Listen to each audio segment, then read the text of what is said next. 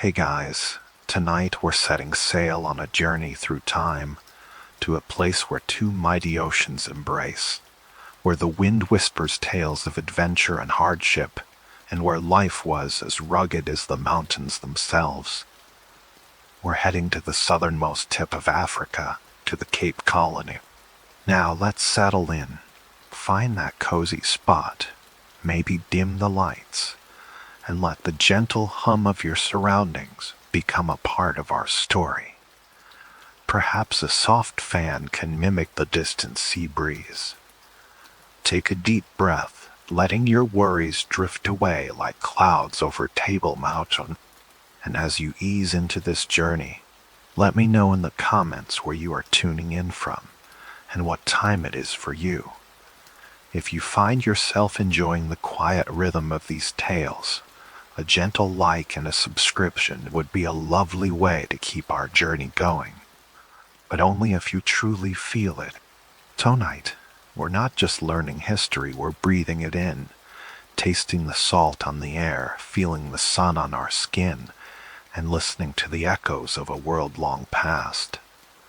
We're diving into the very essence of what it meant to live, to toil, and to dream in a place both beautiful and unforgiving. So close your eyes, or let your gaze soften, and let's drift together to the Cape of Storms. You open your eyes not to the soft glow of your bedside lamp, but to a pale, diffused light filtering through a rough canvas flap.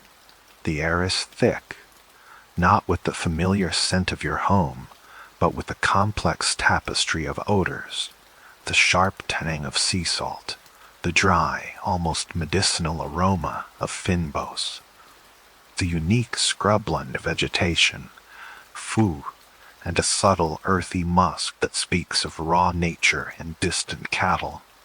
A low, persistent murmur fills the air, a deep, rhythmic sigh that you soon recognize as the Atlantic Ocean, restless and powerful. Just beyond a low rise, you've woken up in the Cape Colony somewhere in the late 17th century.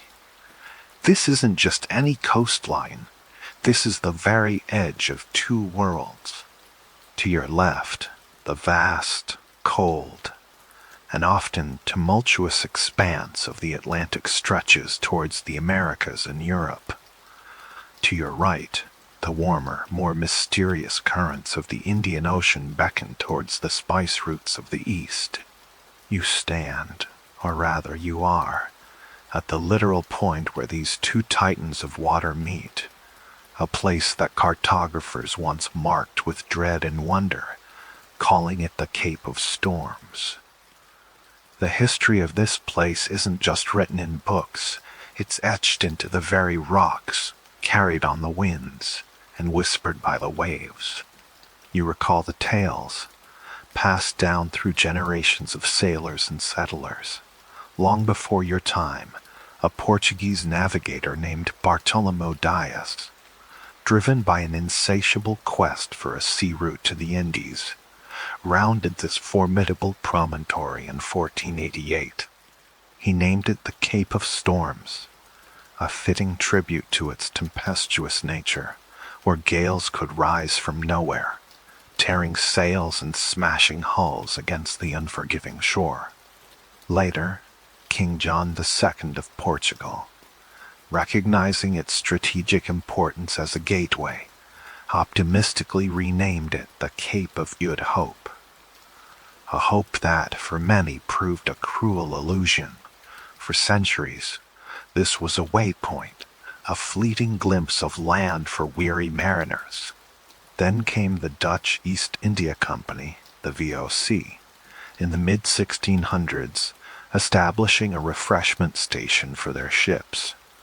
They saw not just storms, but fertile valleys and abundant fresh water, a perfect stopover on the long, arduous journey to the riches of the East.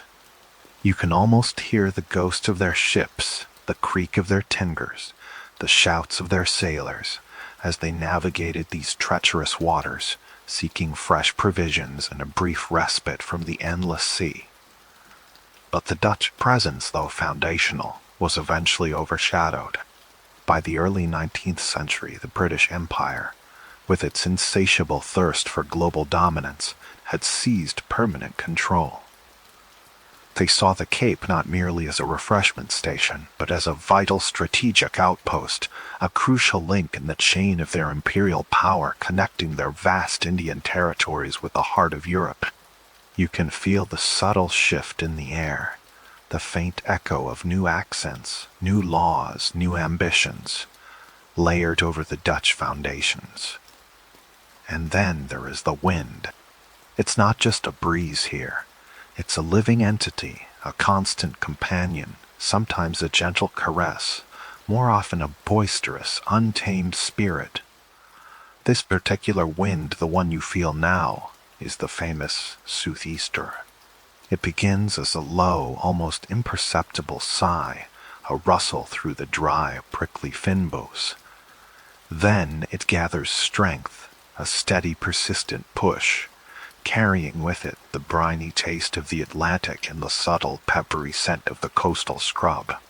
It whistles through the gaps in your crude shelter, a low, continuous hum that can lull you, or, on a particularly blustery day, keep you awake with its relentless insistence. The locals, with a blend of resignation and affection, call it the Cape Doctor. You understand why. When it blows, it sweeps through the nascent settlement, clearing the air, driving away the stagnant miasma that can gather in the narrow lanes and low-lying areas. It's a cleansing force, a natural purifier. You can almost feel it scrubbing the air, carrying away the dampness, the lingering smells of human habitation and animal waste, replacing them with a crisp, invigorating freshness. It can be a nuisance, sand blasting your skin and whipping dust into your eyes. But there's a strange comfort in its regularity, its predictable, cleansing rhythm. As the southeaster strengthens, you hear the dry, raspy whisper of the indigenous vegetation, the proteas, the ericas, the restiocinal, all the hardy, resilient plants that cling to the sandy slopes and rocky outcrops, rustle and sway in unison, a vast, natural orchestra playing a timeless tune. It is a sound that is both wild and soothing, a constant reminder of the raw, untamed beauty of this land. The wind carries the fine dust of the earth, a reddish, brown powder that settles on everything, mingling with the sea salt to create a unique, slightly abrasive texture on your skin and clothes. You breathe deeply, inhaling the complex symphony of scents. The sharp, almost metallic tang of the ocean, the earthy, resinous notes of the finbows, and a faint, distant hint of wood smoke from a nearby dwelling. It's a primal, invigorating smell, a scent that grounds you firmly in this moment, in this place. The wind gusts, and you hear the distant, muffled roar of the waves crashing against the rocky shore, a constant, powerful pulse that underlies all other sounds. It is a rhythm that has played out for millennia, long before any human foot touched this soil, and it will continue long after you are gone. This is the Cape, a place defined by its dramatic geography, its turbulent history, and the relentless, cleansing breath of its wind. You close your eyes again, letting the sounds and scents wash over you, pulling you deeper into the past, deeper into the quiet embrace of the Cape Doctor. As the Cape Doctor continues its steady, rhythmic breath outside, you find yourself within the nascent town of Cape Town itself, a settlement clinging to the lower slopes of the mighty Table Mountain. The wind here is less a wild roar and more a persistent hum, weaving its way through the narrow lanes, rustling the leaves of the few trees that dare to grow, and rattling the heavy windows of the buildings. You open your eyes to a scene that is both foreign and strangely comforting, a blend of Dutch practicality and nascent British order. The architecture here tells a story of adaptation, of settlers learning to live with the fierce sun, the relentless wind, and the available materials. Most of the buildings are what you would come to know as Cape Dutch architecture, a style that feels both robust and elegantly simple. Imagine thick, whitewashed walls, gleaming under the bright African sun, so bright they almost hurt your eyes. These walls aren't just for aesthetics, they are built for purpose, incredibly thick, often a foot or more, designed to insulate against the intense summer heat and the damp chill of winter. They feel cool to the touch, a solid, reassuring presence against the elements. As your gaze drifts upwards, you notice the distinctive gables. These aren't just plain triangles. They are often exquisitely shaped, curved, and scrolled, sometimes adorned with simple, elegant carvings of fruit, flowers, or even mythical creatures. Each gable is a silent declaration of the builder's pride, a touch of European artistry, transplanted onto African soil. They rise like dignified crowns above the practical whitewashed bodies of the houses, giving the streetscape a rhythmic, almost musical quality as you walk by.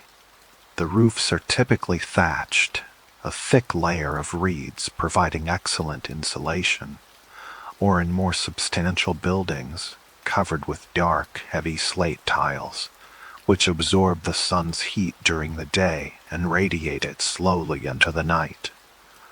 The windows are another testament to the Cape's unique challenges. They are not the light, airy panes you might find in a milder climate. Here, they are often small, deeply set into the thick walls, and fitted with heavy wooden shutters. These shutters, made from dark, dense local timber, are designed to be closed tightly against the glare of the sun, the force of the wind, or the occasional sudden downpour. You can imagine the satisfying thud as they are latched shut at night, creating an immediate sense of security and quiet. Inside, the window frames are often painted a dark green or blue, providing a striking contrast to the brilliant white walls, and the glass, when present, is often thick and imperfect, distorting the view slightly, like looking through old hand-blown bottles. As you walk the cobbled streets, the ground beneath your worn leather shoes feels uneven, worn smooth by countless feet and wagon wheels. The air carries the faint, dry scent of dust mingling with the aroma of freshly baked bread from a nearby oven, and the ever-present hint of sea salt. The houses huddle together, forming a protective barrier against the elements, their facades often facing away from the prevailing southeaster. Courtyards, hidden behind sturdy wooden gates, offer sheltered havens from the wind, often containing a small herb garden or a single, gnarled fig tree. Then your eyes are drawn upwards, past the gables and the thatched roofs, to the colossal presence that dominates the entire landscape. Table Mountain. It stands sentinel over the town, its flat-topped summit often shrouded in a peculiar ethereal cloud formation. This is the famous tablecloth cloud.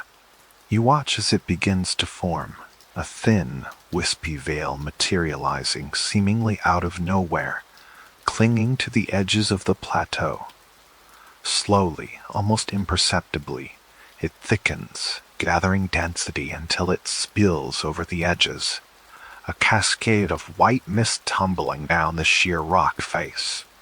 As the tablecloth descends, a profound stillness falls over the town. The bright, sharp sunlight softens, diffused into a gentle, pearlescent glow. Shadows lengthen and deepen, transforming the familiar streetscape into something more mysterious, more ancient. A cool, damp breath accompanies the cloud, a tangible shift in the air that carries with it the faint, earthy scent of wet rock and mountain vegetation. The whitewashed walls, once dazzling, now take on a softer, almost ghostly luminescence. The soundscape changes too. The persistent hum of the southeaster seems to lessen, muffled by the encroaching mist. The distant cries of gulls become sharper, more distinct. The clatter of hooves on cobblestone seems to echo with a deeper resonance. There's a quietude that settles, a sense of the world holding its breath. You feel a subtle dampness on your skin, a fine, almost invisible mist that clings to your eyelashes and the rough wool of your tunic. It is not a rain, but a pervasive atmospheric moisture that seeps into everything. This moment, when the tablecloth embraces the town, is one of profound tranquility. It's a time when the bustling energy of the day seems to pause, when conversations grow softer, and the sounds of daily life are absorbed into the ethereal embrace of the cloud. You might find yourself simply stopping, gazing upwards as the mist gently caresses the slopes, transforming the familiar into something otherworldly. It is a reminder of the mountain's power, its ever-present influence on the lives of those who dwell beneath its mighty shadow. The air feels cleaner, cooler, and for a fleeting moment, you feel utterly connected to the raw, untamed spirit of this land, enveloped in the soft, silent embrace of table, mountain's natural phenomena. The tranquility of the tablecloth soon gives way to the vibrant, boisterous energy of the Cape Town docks. This isn't a quiet, contemplative space. It is the beating heart of the colony, a place where the pulse of the world feels immediate and tangible. Cape Town earned its moniker, the Tavern of the Seas, for good reason, and as you approach the bustling waterfront, you understand why. The air here is a heady mix of aromas, the sharp tang of brine, the sweet musky scent of exotic spices carried in from distant lands, the earthy smell of damp wood, and the unmistakable, ever-present aroma of tar and pitch used to seal the ship's hulls. The harbor itself is a symphony of controlled chaos. Wooden jetties worn smooth and dark by countless years of foot traffic and heavy cargo jut out into the Benay. Moored alongside them, a forest of masts rises towards the sky, their intricate rigging a delicate web against the backdrop of Table Mountain. These aren't just local fishing boats. These are majestic sailing vessels, their hulls scarred by long voyages, their flags fluttering with the emblems of distant empires. You see the stout, practical Dutch fluids, designed for cargo and efficiency, their rounded sterns a familiar sight. Alongside them, the sleeker, more elegant British frigates and merchantmen, their polished brass and well-maintained decks speaking of imperial power. And then, the more exotic, less familiar silhouettes, perhaps a sturdy East Indiaman from London, its holds laden with textiles and ironware, preparing for the long journey home or just beginning its epic voyage. Next to it, a vessel from Mumbai, its timbers infused with the scent of curry and sandalwood, carrying bales of cotton and shimmering silks. And further down the quay, a rare but unmistakable sight, a junk from Canton, its distinctive battened sails and high stern hinting at porcelain, tea, and the mysteries of the Far East. The rhythm of the docks is relentless, a continuous hum of human and mechanical effort. The air is filled with a cacophony of sounds, each contributing to the unique auditory tapestry of this maritime crossroads. The most pervasive sound is the deep, muffled thud of wooden boats gently bumping against the protective timber fenders of the quay. It is a soft, percussive sound, like a giant, slow heartbeat, a constant reminder of the ocean's gentle push and pull, even within the relative calm of the harbor. When a larger ship comes in, the thud becomes a more resonant boom, echoing across the water. Overhead, the creak and groan of pulley systems are constant. Sailors, their hands calloused and strong, haul on ropes, raising and lowering sails, hoisting cargo from the ship's cavernous holds to the waiting wagons on the quay. The blocks and tackles sing a high-pitched, almost mournful tune, a metallic squeal followed by a deeper groaning of wood under strain. It is a sound that speaks of immense effort, of heavy loads being lifted by the sheer force of human muscle and clever engineering. You can almost feel the strain in your own shoulders as you hear the ropes tighten and the pulleys protest. The voices are perhaps the most fascinating aspect of this international hub. They are a jumble, a rich and vibrant tapestry of human communication. You hear the crisp, clipped tones of English naval officers issuing commands, their words carrying over the general din, the guttural, robust Dutch of the local settlers and traders haggling over prices, exchanging news. But then there are the more exotic, less familiar whispers and shouts, the melodic, lilting tones of Malay sailors, perhaps discussing the day's catch or a family back in Batavia, the rhythmic, sing-song cadence of Indian lascars, their voices carrying the stories of distant shores, and occasionally a sharper, more staccato burst of Cantonese from a few Chinese traders, their words like sparks in the linguistic melting pot. These aren't just loud, boisterous shouts.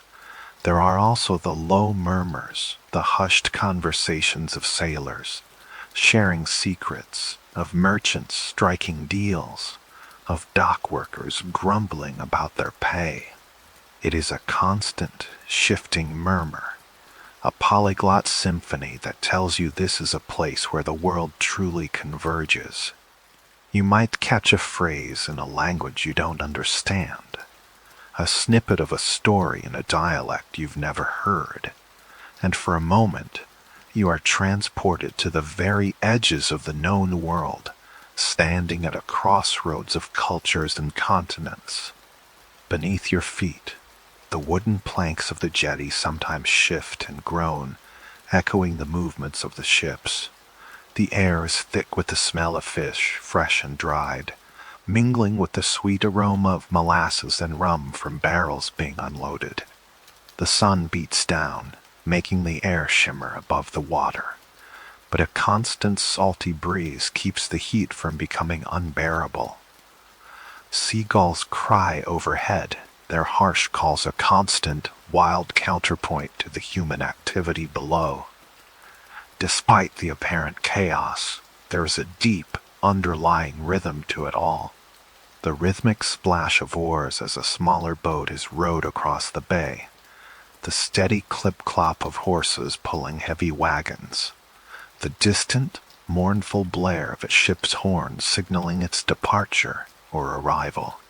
It is a dreamlike, almost hypnotic soundscape, a world where the vastness of the ocean meets the intricate complexity of human endeavor. You could stand here for hours just listening, watching, feeling the pulse of this tavern of the seas, a vibrant, living port at the very tip of Africa, a gateway to the world, and a place where dreams of distant lands feel tantalizingly close. The air in the Cape Colony carries more than just the scent of the ocean and finbows. It hums with the rich, complex aroma of a culinary history born from necessity and global exchange. On your commoner's table, the food tells a story of journeys long past, of distant lands, and of ingenious adaptation. It is a symphony of flavors, robust and often spicy, a direct inheritance from the bustling sea routes that converged here, making the Cape a veritable spice cabinet of the world. Imagine, if you will, the hearty scent of a stew bubbling gently over an open fire. Not a European stew, but one infused with the vibrant soul of the East. This is the unmistakable influence of Malay cuisine, brought by the enslaved and indentured people from the Dutch East Indies, who arrived with their own traditions and, crucially, their spices. Cardamom, turmeric, cumin, coriander, cloves sembi, these aren't luxuries here, but foundational elements woven into the very fabric of daily meals. Your palate, accustomed to plainer fare, awakens to a symphony of warmth and gentle heat.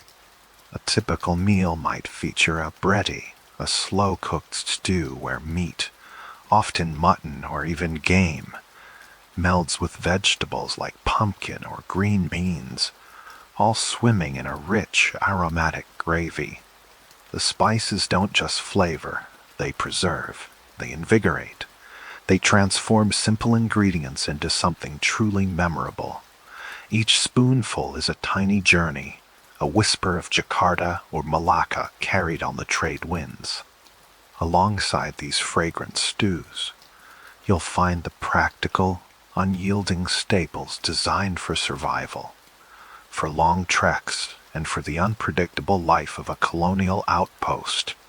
Foremost among these is biltong, the dried meat strips that are as much a part of the Cape landscape as the Table Mountain itself.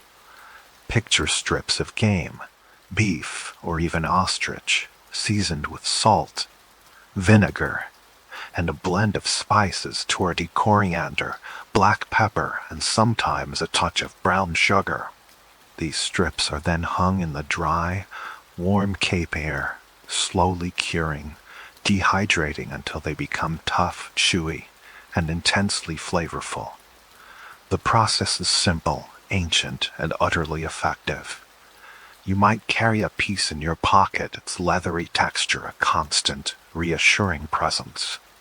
When hunger gnaws, you tear off a piece, working your jaw against its resistance, releasing bursts of savory, gamey goodness. It's a concentrated burst of sustenance, a portable protein source that sustained explorers, farmers, and soldiers alike. It smells of dried earth, of salt, and of the wild animals that once roamed these plains. This isn't just food. It is a testament to resilience, a direct link to the necessity of preserving precious resources in a land that could be both bountiful and unforgiving. Then there's the hardtanak, or rusks, as they might be called here, though far removed from any modern, delicate biscuit. These are dense, twice-baked pieces of bread, so hard they could chip a tooth if you're not careful. Made from coarse flour, water, and perhaps a little salt, they are baked until all moisture is gone, transforming them into unyielding blocks of energy. They are often dunked in coffee or tea or softened in a stew before they can be eaten. The sound of a hardtack biscuit being broken is a sharp, dry snap, a sound of practicality. It lacks the comforting aroma of fresh bread, instead carrying a faint, almost dusty scent of grain, a smell of endurance. This isn't about pleasure, it is about calories, about surviving a voyage across oceans or a journey into the uncharted interior. The bread itself, a staple of any diet, takes on a rustic character here, often baked in outdoor ovens. It's a robust, dense loaf, made from whatever grains are available, suiting wheat, rye, or even maize. It's not the light, airy bread of European cities, but a substantial earthy creation, its crust thick, and often browned to a deep, caramelized hue. The smell of freshly baked bread here is simpler, less refined but profoundly comforting, a scent of home and hearth against the vastness of the land. Even the drinks reflect this blend of cultures and practicality. Strong coffee, often sweetened with sugar, is a constant companion, its robust aroma a familiar presence in homes and taverns. Wine, too, finds its place, for the Cape is a fertile land for vineyards, and the local wines, though perhaps not as refined as their European counterparts, offer a welcome solace. This hybrid taste is more than just a culinary curiosity. It is a profound expression of survival. Every spice, every preserved strip of meat, every hard biscuit speaks of ingenuity in the face of scarcity, of blending traditions to create something uniquely suited to this corner of the world. The food here isn't merely sustenance. It is a narrative, a sensory chronicle of human endeavor, of distant voyages, and of lives lived under a scorching sun, where every meal was a small victory against the elements. The lingering scents of curry and cured meat, of robust bread and strong coffee, become a part of the air itself, a comforting, complex perfume that settles around you as you drift further into the past. Beyond, the bustling port and the neat rows of whitewashed houses, the true heart of the Cape Colony stretched inland, vast and untamed. To venture into this interior, to bridge the distances between scattered settlements and isolated farms, required a mode of transport as resilient and unhurried as the land itself. This was the domain of the Osawa, the great Ox-wagon, a lumbering behemoth that moved with the deep, resonant bass of a slow-beating heart. Picture this magnificent vehicle, a sturdy wooden frame, often crafted from indigenous hardwoods like yellowwood or stinkwood, forming a spacious, high-sided box. This box, sometimes covered with a canvas tilt, rested on two massive, solid wooden axles, each supporting a pair of enormous, spoked wheels. These wheels, often bound with iron tires, were taller than a man, designed to conquer not paved roads, for such luxuries were rare Turkey, but the unforgiving, rocky tracks and soft sands of the Veld. The entire structure was a testament to robust engineering, built not for speed, but for endurance. The motive power for this landship came from a team of oxen, typically 12 to 16 of them, yoked together in pairs. These magnificent beasts, strong and patient, moved with a deliberate, unyielding gait. Their hooves, cloven and heavy, churned up the reddish, brown earth, leaving deep furrows in their wake. As they pulled, their powerful muscles rippled under their hides, a silent testament to their immense strength. The air around them would be thick with the scent of dust, sun-warmed hide, and the faint, earthy aroma of their breath. The journey began with a slow, ponderous creak as the wagon shifted its weight. Then a rhythmic symphony would commence. The heavy wooden wheels, sometimes iron-rimmed, would grind against the loose stones and compacted dirt of the track. You'd hear a low, grating rumble, a continuous deep vibration that seemed to emanate from the very earth beneath you.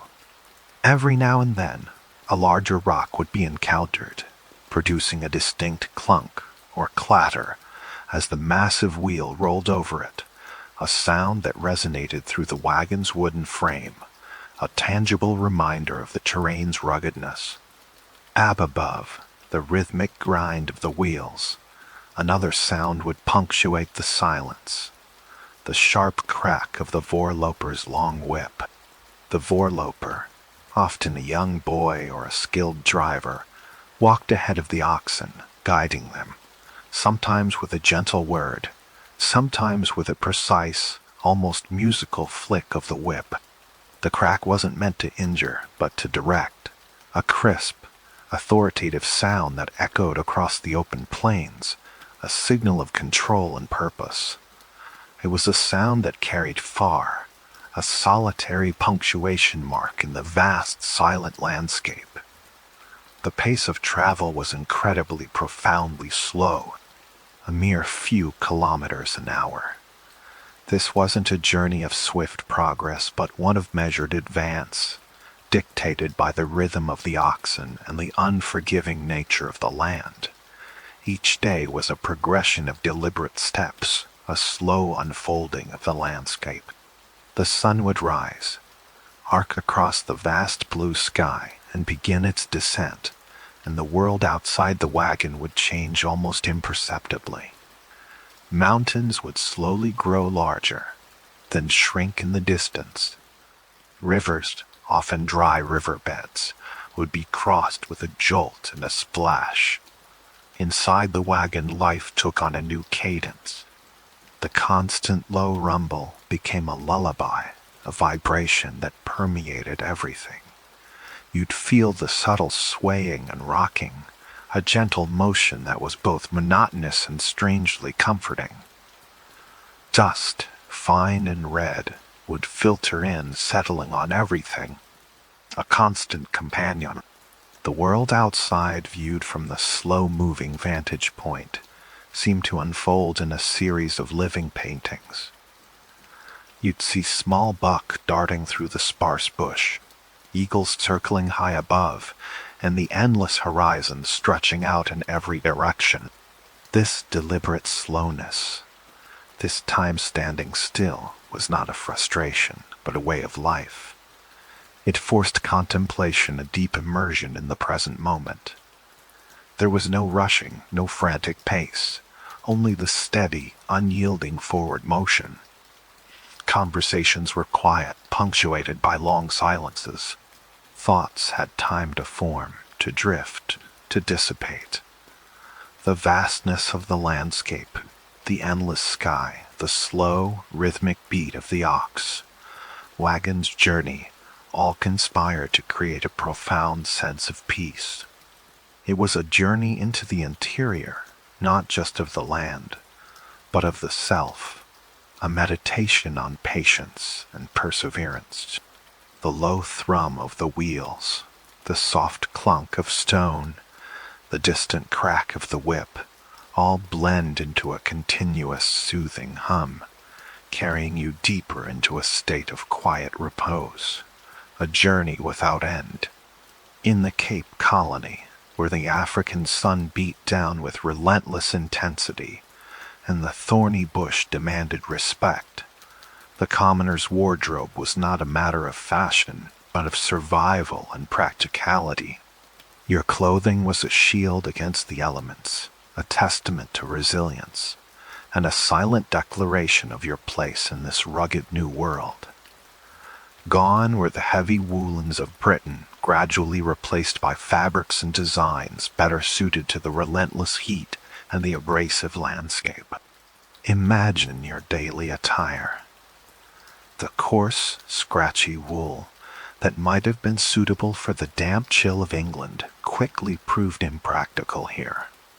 Instead, you would find yourself clad in linen, a fabric that breathes, that allows the air to circulate against your skin, offering a precious degree of relief from the heat.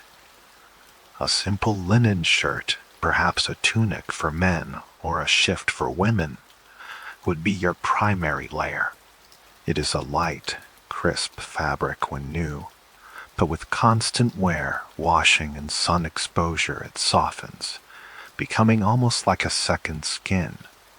Its color, initially off, white or natural, would quickly fade and yellow under the harsh sun, acquiring the muted, earthy tones of the landscape itself. The trousers or skirts would also likely be linen or a sturdy cotton, cut for ease of movement, allowing you to stoop, walk, and work without undue restriction.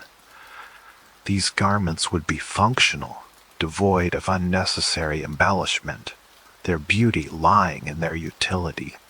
As you move, the linen rustles softly, a dry, whispery sound, almost like dry leaves shifting in a gentle breeze. After a long day under the sun, when your clothes are washed and hung to dry, a faint, almost metallic or alkaline scent might cling to them. A smell of sun-baked fibers, of sweat evaporated, and of the unique mineral composition of the local water. It is a clean, stark smell, unlike the softness of clothes dried indoors. But perhaps the most iconic and essential piece of attire for any commoner venturing beyond the city limits was the Veldskoene, or field shoes. These were not delicate footwear. They were a fortress for your feet, designed to withstand the brutal realities of the veld. Picture them sturdy, unpretentious shoes, often ankle-high, crafted from raw, untreated cowhide. The leather, thick and robust, retains its natural, earthy hue, sometimes a deep brown, sometimes a lighter tan, depending on the animal and the tanning process. The construction was simple yet ingenious. The leather was cut and stitched with strong waxed thread, forming a comfortable, roomy enclosure for your feet. The sole, also often made of thick leather, or sometimes even layers of compressed hide, was remarkably tough and surprisingly insulating. When you walk across the sun-baked sand or rocky paths, the Veldskoene protect your feet not just from thorns and sharp stones, but crucially from the scorching heat radiating from the ground. You can feel the sturdy leather yielding slightly with each step, yet remaining firm, a comforting barrier between you and the harsh earth. The sound of Veldskoene is distinctive. It's not the soft shuffle of modern shoes nor the sharp click of city boots. Instead, it's a low, resonant creak and rub of leather against itself. A subtle, earthy sound that speaks of natural materials and practical movement. As you walk, the leather might groan softly, a deep, satisfying sound that changes subtly with the terrain. Over time, the leather molds to your feet, becoming a second skin, supple yet unyielding. It develops a rich, lived-in patina, scored with the marks of countless journeys, each scuff and scratch a silent story of the paths you've traversed. The faint, warm, leathery scent, sometimes mingled with the dry dust of the veld, becomes a familiar companion. Accessories were minimal and utilitarian. A wide-brimmed hat, often made of straw or felt, was essential to protect your face and neck from the relentless sun. Its brim would cast a welcome shadow, a small moving oasis of cool. Perhaps a simple leather belt to hold up your trousers, or a sturdy apron for women engaged in household chores or farm work. These items, like the clothes themselves, were chosen for their durability and their ability to withstand the rigors of daily life in a challenging environment. This was the aesthetic of the commoner in the Cape Colony, an aesthetic born of necessity, forged in the crucible of sun and soil. It spoke of self-reliance, of an intimate understanding of the land, and of a quiet dignity found in practical resilience. The feel of the softened linen against your skin, the reassuring creak of the Veldskoene on your feet, the faint, clean scent of sun, dried fabric 40.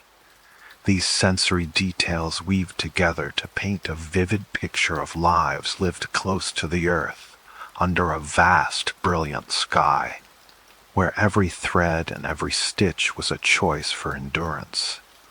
As these images and sensations gently settle around you, feel the quiet strength of those who wore them, and let their enduring spirit guide you into a deep and peaceful rest. The scent of the sea, once a constant companion, now fades with every creaking turn of the wagon wheel. You've left the familiar cobblestones of Cape Town behind, the salt-laced air giving way to something new, something drier, thinner, carrying the ghost of sun-baked earth and distant scrub. This is the interior, the vast, silent heart of the land, stretching endlessly under a sky that feels impossibly wide. You are one of the trek-goers, the frontier farmers, a name that whispers of journey and hardship. The call of the untamed, the promise of your own piece of earth, however harsh, has pulled you away from the relative comforts of the settlement. Your home now is a shifting thing, a wooden shell on wheels nigh the Ottawa, perhaps the very one that carried you inland. Sometimes it's a temporary mud hut, its walls rough against your fingers, smelling of damp earth and straw, a stark contrast to the thick white plaster of the Cape Dutch houses. Here, the concept of a fixed address is a luxury you cannot afford, a notion as fluid as the distant mirages shimmering on the horizon. Each sunrise brings a new landscape. Each sunset paints a different silhouette of distant kopjas, those flat-topped hills that stand like silent sentinels. The rhythm of life here is dictated by the sun, the seasons, and the relentless needs of your small herd. You rise before the first blush of dawn stains the eastern sky, the air often crisp, carrying the sharp, clean scent of cold dust. The only sounds are the rustle of your clothes, the soft stirrings of the animals, and perhaps the distant mournful cry of an unknown bird.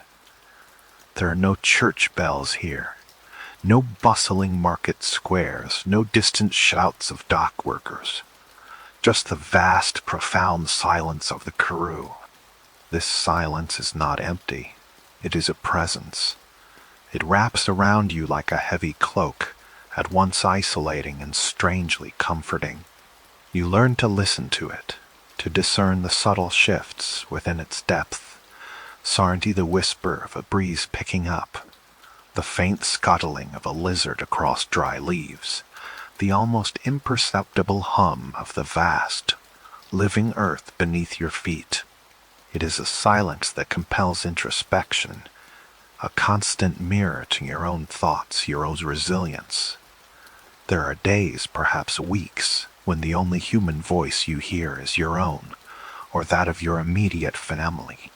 The nearest neighbor might be a day's journey, or two, or more, a faint wisp of smoke on an impossibly distant horizon, a sign of another solitary soul carving out an existence against the odds.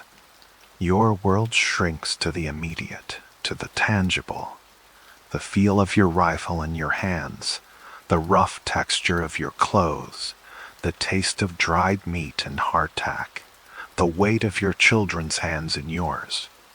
Every decision carries weight, every mistake could be costly. The land demands respect, a constant vigilance. You learn to read the tracks in the dust, to understand the subtle shifts in the wind that might presage a storm, to find water where none seems to exist. It is a primal dance with nature, a test of will and endurance played out on an epic stage. The loneliness can be a heavy burden, especially as the sun dips below the horizon, painting the sky in fiery hues of orange and purple, then giving way to the deep, inky black of a moonless night. The stars here are a revelation, a glittering tapestry flung across the heavens, so bright and numerous they seem to hum with ancient energy. They are your only companions then. Millions of distant pinpricks of light, reminding you of your own smallness, yet also of the boundless expanse of the universe you inhabit. You might sit by a small, flickering fire, The only light for miles, listening to the crackle of the dry wood, the vast silence punctuated only by the distant howl of a jackal, a mournful wild sound that echoes the untamed spirit of the land. This is a life of constant negotiation, a slow, deliberate expansion into the unknown. The earth here is often red, a rich iron-stained hue that clings to your boots, to the wagon wheels, to everything. It speaks of ancient geology, of time stretching back further than human memory. Your attachment to this land, this hard-won piece of wilderness, grows with every bead of sweat that falls upon it, with every struggle, every small victory. It is a stubborn, quiet devotion born of necessity and forged in isolation. The silence of the Karoo is not just an absence of sound. It is the sound of deep time, of slow change, of enduring resilience. It invites you to breathe deeply, to let your own thoughts settle, to listen to the quiet, persistent beat of your own heart in the vastness. The air itself holds a unique signature here, a blend of the ancient and the vibrant. As you move through the semi-arid expanses, away from the coastal mists and the scent of the ocean, you begin to notice the subtle perfumes of the fynbos, the fine-leaved bush that defines this corner of the world. This isn't the deep, damp smell of a European forest, heavy with moss and decaying leaves. This is something else entirely, a dry, clean, almost medicinal aroma that seems to cleanse the very air you breathe. Imagine the crispness of the morning when the first rays of sunlight warm the earth. You step out from your makeshift shelter, and the air is immediately infused with a cool, sharp fragrance. It's the scent of tiny, resilient leaves, of woody stems, of earth that holds its moisture deep within. There is a hint of eucalyptus, perhaps a menthol, like clarity, that invigorates the senses without being overwhelming. This is the smell of the protea, the national flower, in its wild, untamed form.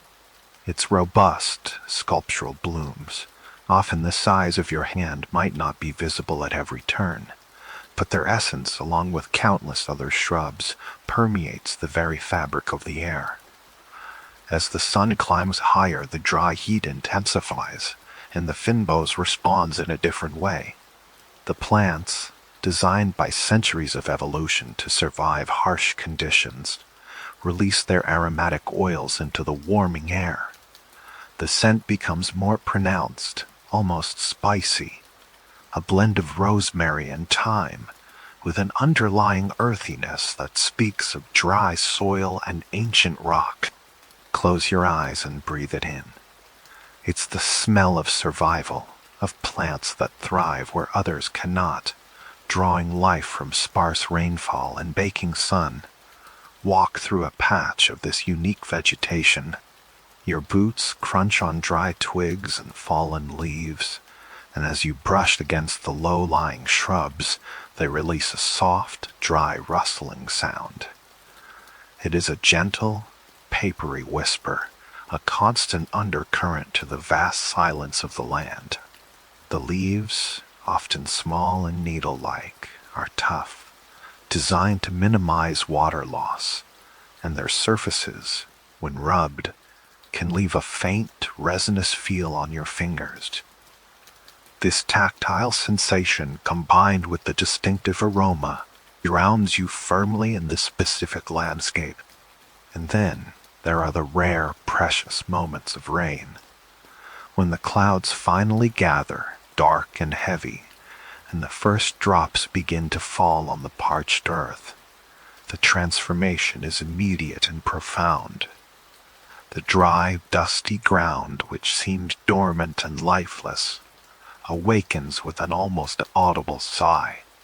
The initial scent is potent, a deep, rich petrichor, the smell of rain on dry soil, but layered beneath it is the quickening of the fynbos.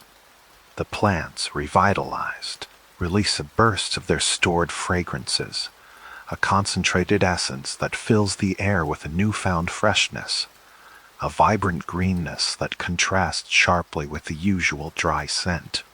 It's as if the land itself is exhaling, a collective breath of relief and renewal. This is a smell that tells a story of enduring heat, of patient waiting, of the sudden life-giving miracle of water. It's a primal scent, connecting you to the very pulse of the earth. It is not the sweet, cloying perfume of a cultivated garden, nor the damp, earthy richness of a dense forest. It is sharp, clean, wild, and utterly unique. Foodie, the very essence of the Cape, carried on the dry, rustling wind, a constant reminder of the raw, untamed beauty that surrounds you. It's a scent that stays with you, a quiet, persistent presence in the vastness, inviting you to simply breathe and be. As the sun dips below the horizon, painting the vast sky in ever-deepening shades of violet and indigo, a different kind of quiet settles over the scattered homes of the colony. The day's labors are done, the animals are settled, and the last embers of the cooking fire glow faintly. This is the hour when the harsh realities of the frontier soften, if only for a brief while, under the gentle, flickering light of a kerosene lamp or a beeswax candle. Inside the simple, often single-roomed dwelling, the air grows still and warm. The day's smells, teen dust, sweat, the faint aroma of cooked meat or pottage thudy begin to dissipate, replaced by the subtle scent of burning oil or wax, a comforting, almost nostalgic fragrance that speaks of domesticity and the closing of the day. The only source of illumination is a small, steady flame, casting long, dancing shadows on the rough, hewn walls. These shadows are not menacing, they are companions, shifting and swaying with every breath, every slight movement creating a sense of intimacy and enclosure in the vast, open world outside. Around a sturdy wooden table, perhaps crafted from local timber, the family gathers. The meal is simple, but it is shared, and in the act of sharing, a powerful connection is forged. There's little of the boisterous socializing found in a bustling town tavern. Here, conversation tends to be quieter, more deliberate, often punctuated by long silences. These silences are not awkward. They are filled with unspoken understanding, with the shared weight of daily struggles and the quiet strength of collective endurance.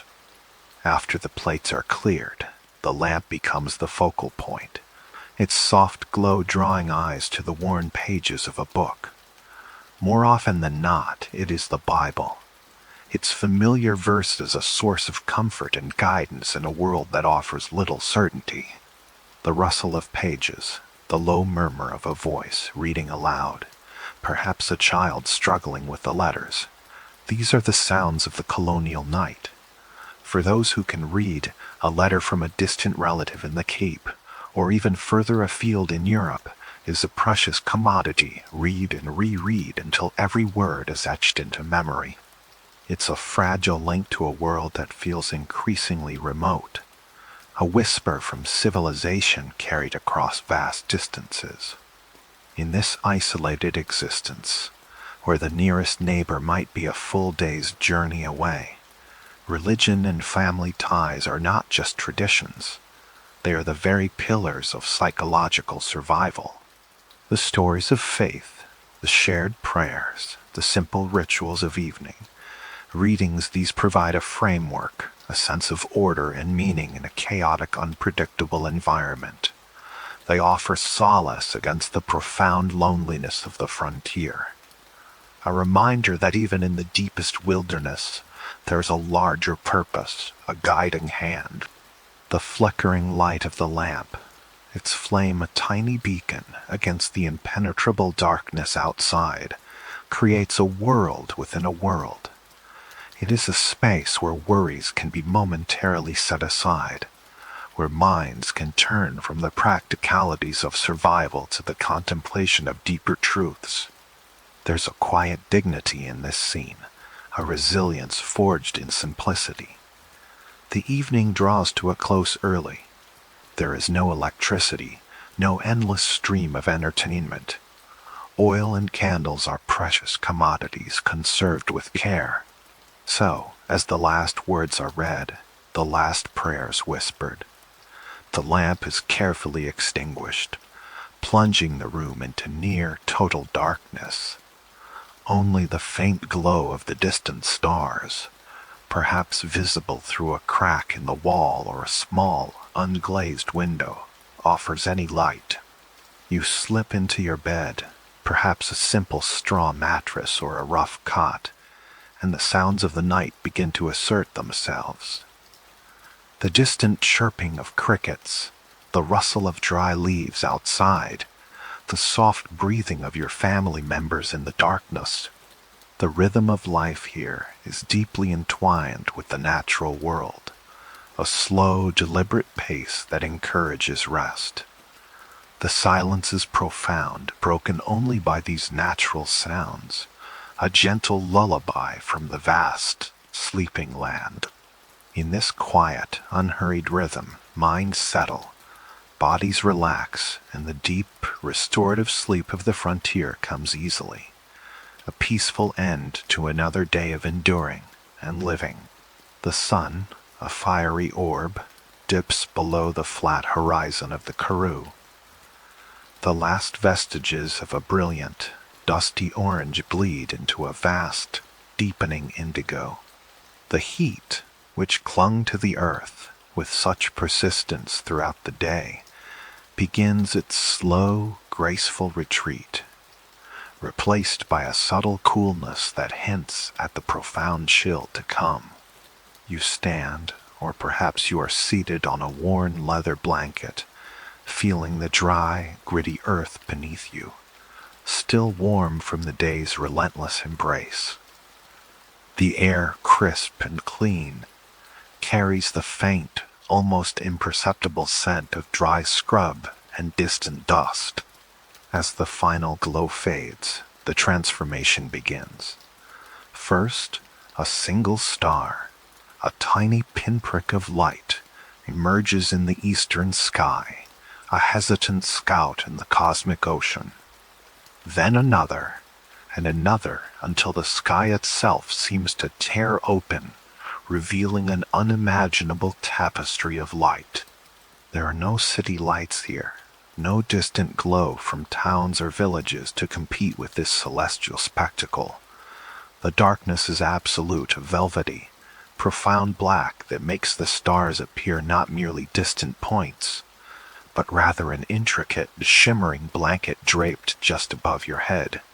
You feel as though you could reach out and pluck a star from its mooring, so low and vibrant do they hang.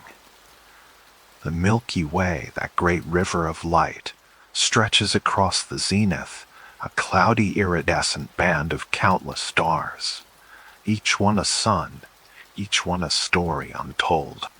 You can almost feel the gravitational pull of these distant worlds, the immense scale of the cosmos pressing in, yet not with a sense of overwhelm, but with a profound, almost comforting sense of perspective.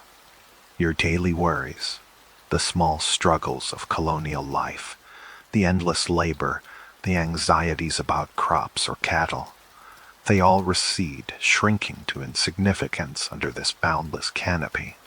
You are but a tiny speck, a fleeting moment in the grand, eternal dance of the universe, and in that realization lies a strange, deep peace. The silence of the Karoo night is not an empty silence. It is a silence teeming with life, a symphony of barely audible sounds that only reveal themselves when you truly listen. First, the ubiquitous chirping of crickets, a rhythmic, hypnotic pulse that seems to emanate from every blade of dry grass, every crevice in the rocks. It's a sound as ancient as the land itself, a steady, reassuring thrum that weaves itself into the fabric of the night.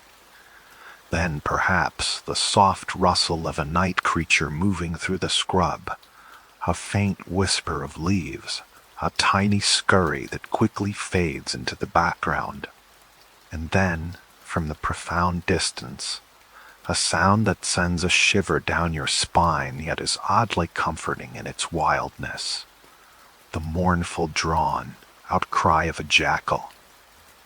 It's a sound that speaks of vast open spaces, of primal instincts, of a world untamed and indifferent to human presence. It rises and falls, a lonely melody carried on the cool night air, emphasizing the immense distances that separate you from any other human soul. Sometimes, if you are very lucky, or perhaps unlucky, you might hear the distinct, unsettling cackle of a hyena, a sound that seems to mock the very idea of civilization, reminding you of the ancient, powerful forces that still hold sway in this land. These are not sounds of immediate threat, but rather the background music of the wild, a constant reminder of where you are, a tiny outpost of humanity in a raw, magnificent world.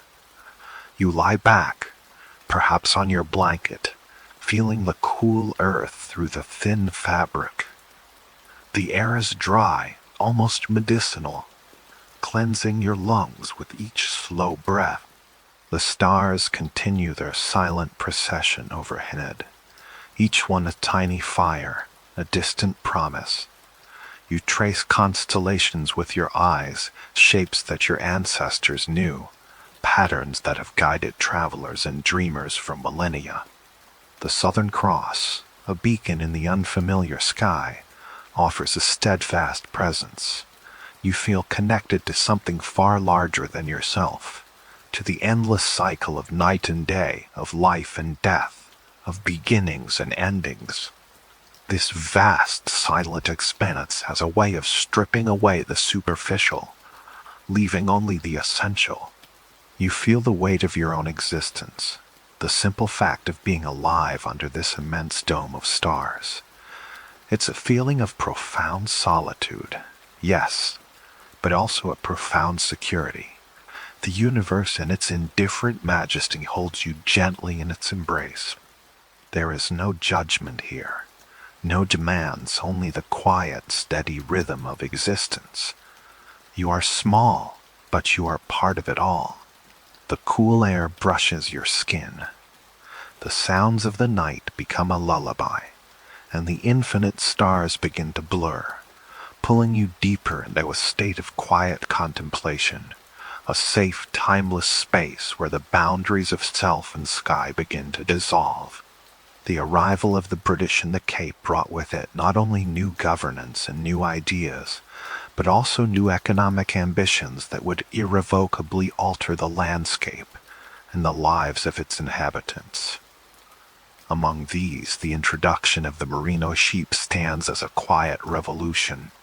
You might remember the coarse, hardy sheep of earlier times, their wool more suitable for rough blankets than fine garments. But the merino, with its incredibly soft, dense fleece, promised a different future, Fafdi. A future of export, of wealth spun directly from the land.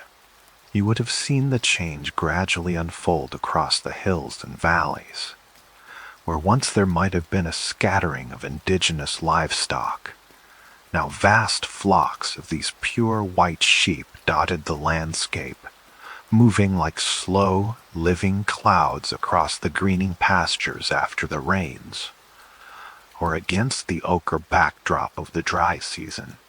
The gentle bleating of the sheep became a ubiquitous sound, a constant, murmuring chorus carried on the wind, replacing the sharper, more varied calls of wilder animals. The very texture of the land began to shift. Hillsides, once wild and untamed fynbos, were slowly cleared for grazing. New fences, often crude but effective, crisscrossed the plains, marking out boundaries, defining ownership in a way that had been less rigid before.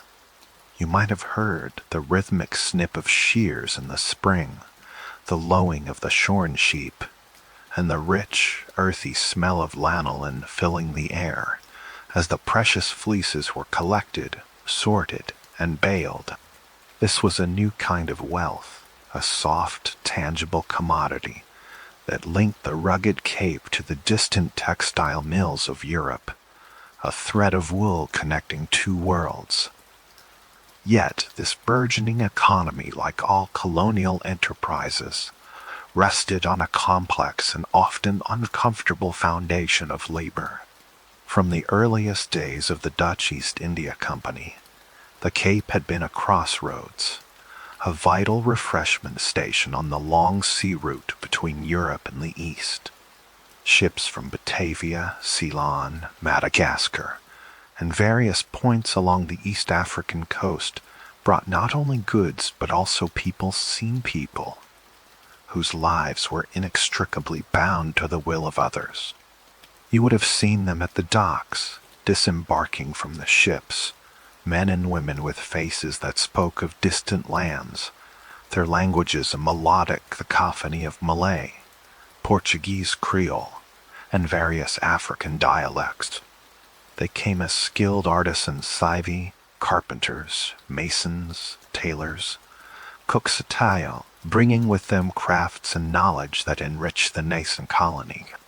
You might have admired the intricate woodwork of a newly built house, or tasted the exotic spices in a dish, unaware of the journey these skills and ingredients had made across vast oceans. But many also came unwillingly, forced into servitude, their freedom stripped away by the brutal machinery of the slave trade. They toiled in the vineyards of Constantia, cultivated the wheat fields, built the very infrastructure of the growing settlement. You would have seen them in the streets, indistinguishable from the free laborers at times, yet living under a shadow that defined every aspect of their existence. The rhythmic thud of their hoes in the fields, the quiet murmur of their conversations in the evenings, the resilience in their eyes' party. These were the unspoken stories woven into the fabric of daily life. This forced migration created a unique melting pot, a society where cultures, languages, and traditions clashed and blended in unforeseen ways. The food you ate, the songs you heard, the very architecture of the Cape Dutch houses, with their distinctive gables and whitewashed walls, bore the indelible mark of this diverse labor force. The Malay influence in the cuisine, the Portuguese words that entered the local dialect, the African rhythms that infused the music thired. These were the slow, almost imperceptible fusions that shaped the Cape identity. Over generations, the sharp edges of these historical circumstances began to blur. The distinctions between free and enslaved, colonizer and colonized remained, yet the daily grind of life, the shared experiences of a harsh land, the simple need to survive, fostered a gradual intermingling. You might have seen a child with a Dutch surname carrying the features of a Malagasy ancestor, or heard a servant speaking a flawless blend of Afrikaans and Portuguese. There is a quiet sorrow in this history, a recognition of the injustices and hardships endured. But there is also a profound sense of resilience, of the human spirit's capacity to adapt, to endure, and to find beauty even in difficult circumstances. As time passed, the raw pain of those early years became a more diffuse emotion, like the distant echo of a storm, a faint melody carried on the wind. It's a collective memory, a shared inheritance that lingers in the landscape, in the faces of the people, and in the unique culture of the Cape. It is not a forgotten history, but one that has settled, softened by the passage of centuries, a quiet undercurrent beneath the surface of the present, a whispered understanding of what it took to build this land. We return now to the very edge of the continent, to the majestic, craggy promontory known as Cape Point. The sun, having completed its long journey across the sky, has now dipped below the western horizon, painting the vast expanse of the Atlantic in hues of deep violet and fiery orange. The wind, that omnipresent companion of the Cape, has begun to hush its boisterous song, softening to a gentle sigh that whispers through the sparse fynbos. The air is cool, carrying the invigorating scent of salt and the subtle earthy aroma of the ancient rocks. High above the crashing waves, the lighthouse stands as a silent sentinel, its white tower a stark silhouette against the fading light. And then, as the last sliver of daylight vanishes, its powerful beam ignites, cutting a slow, deliberate arc across the inky blackness of the ocean. The light sweeps, pauses, then sweeps again, a steady, hypnotic rhythm that has guided countless ships through treacherous waters and brought weary sailors safely home. You watch its silent dance, feeling the profound sense of peace that comes with such unwavering constancy. The sea, which roared and crashed with such ferocity earlier, now seems to breathe deeply, its waves rolling in with a softer, more rhythmic cadence. The distant rumble of the surf against the cliffs becomes a soothing bass note, a timeless lullaby that has echoed here for millennia. The wind, now a mere whisper, carries the last secrets of the day out over the vast ocean, leaving behind a tranquil stillness that invites reflection and rest. Think of those who walked this land before you, those whose stories we've touched upon tonight. The resilient pioneers, their faces weathered by sun and wind, who carved out a living from the unforgiving earth. The lonely shepherds, tending their flocks under the immense Karoo sky, their only companions the bleating of sheep and the distant cries of wild creatures. The busy dock workers, their hands calloused, their bodies strong, who unloaded exotic goods from distant lands, their voices mingling in a vibrant symphony of tongues. The skilled artisans and unwilling laborers who built the very foundations of this colony, their contributions etched into the architecture, the cuisine, the very soul of the Cape. They have all found their rest now. Their struggles, their triumphs, their joys, and their sorrows have settled into the rich soil of history, woven into the fabric of time like threads in an ancient tapestry. Their footsteps have faded from the dusty paths. Their voices no longer echo on the sea breeze, but their legacy lives on, a quiet presence in the land they helped to shape, as the lighthouse beam sweeps across the dark waters. Imagine it illuminating not just the sea, but also the passage of time, gently guiding you through the vast ocean of history. The rhythmic crash of the waves against the shore is a sound as old as the earth itself, a steady, reassuring pulse that mirrors the beating of your own heart, slowing now, becoming calm. Feel the gentle rise and fall of your chest with each breath. A peaceful, effortless rhythm. Let the soft murmur of the ocean fill your ears, washing away any lingering thoughts, any worries that might still cling to your mind. Allow yourself to drift on the currents of this ancient sound, carried gently towards a place of profound rest. The stars, those countless diamonds in the velvet sky, watch over you now, silent and eternal. The cool night air whispers a final lullaby. Let your muscles soften, your eyelids grow heavy, your mind become still. You are safe, you are held, you are at peace. With each slow, deep breath. Feel yourself sinking deeper into comfort. The rhythm of the waves, the soft sigh of the wind, the distant, gentle hum of the night, they are all calling you to sleep. Let go, surrender to the deep, calming currents of the night. Drift now gently into the deepest, most peaceful of slumbers. Good night.